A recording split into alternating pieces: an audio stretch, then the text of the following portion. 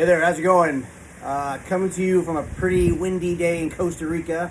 Yes, I decided to stay down here for another week because we just decided what the hell, right? And the turbulence behind me is actually a good segue into today's video, which is, I keep seeing on Twitter and a lot of the social media sites people continuing to recommend high multiple growth stocks.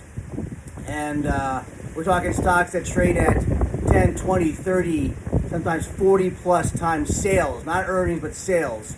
And, one of the reasons I started this channel, these series of videos, is because, I lament the amount of misinformation on a lot of these sites. There's people on here that are just market tourists, right? They don't have the background or the experience to really comment on capital markets, and they shouldn't be doing so. So when I see people actually, continuing to recommend different growth stocks at 50 times sales, 100 times sales, I think it's just irresponsible. And the reason I say that is because, look, the Fed came out last month and said that they are withdrawing the quantitative easing. They're starting to raise rates in the face of a higher inflation, and that is a recipe for disaster for high growth stocks. Okay, and so you just want to be careful. A perfect example of that is Snowflake, which I know very well. It's a great technology. It's a great cloud database technology, but it's not a great stock. It trades at 100 times sales, even though it's growing rapidly, right? No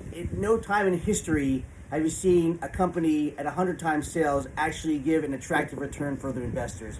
It reminds me of some of the 90s and the dot-com stocks that were trading at crazy multiples, and as well as some of the multiples prior to the financial crisis. So if you're continuing to buy these stocks, I would say tread carefully, be careful, and please don't believe everything you read on social media or you see on the internet.